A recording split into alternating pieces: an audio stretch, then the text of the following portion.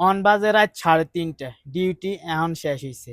On যামু বাসাত, তারপরে গোসল করমু, এরপরে সেহরি খাইয়া ঘুমাইতে ঘুমাইতে 5:30। আইছি দুপুর 12টার দিকে, এখন সেহরির টাইম হয়ে গেছে। দুপুর 12টার তন দইরা রাত 3:30 পর্যন্ত ডিউটি করলাম। প্রবাস যতটা সহজ মনে হয় আসলে ততটা সহজও না। টাকা কামাইতে অনেক কষ্ট আছে।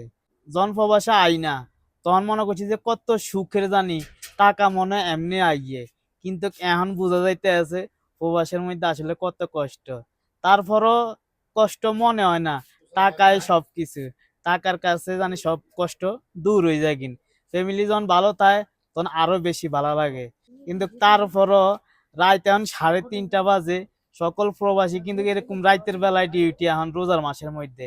তারপরও সবাই কিন্তু হাসি খুশি এই ঈদের সময় সবাইরে ঈদের মার্কেটের টাকা দেয়।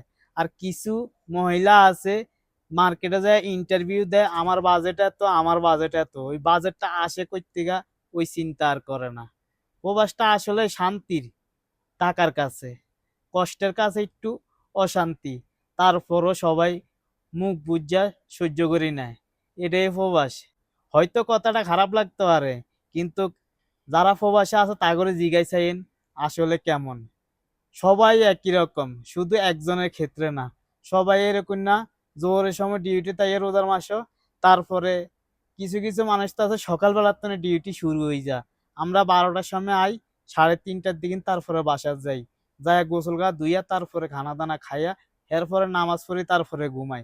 এটা হইছে প্রবাস। প্রবাসের কষ্টের তো আসলে শেষ নাই, কইতে গেলে মেলা কিছু। কিন্তু সবচাইতে বড় কষ্ট হয়েছে প্রবাসের মধ্যে ফ্যামিলি কাছে নাই। ফ্যামিলি যদি কাছে থাকতো তাইলে হয়তো কষ্ট আর কষ্ট মনে হইতো না। কাজ তো সব জায়গায় করণ লাগে, কিন্তু এই জায়গার মধ্যে একা একা একটু অন্যরকমই জিনিসটা। তারপরও সবাই মানায় না, এটাই মানায় নিতে হইব, কিছু করার নাই।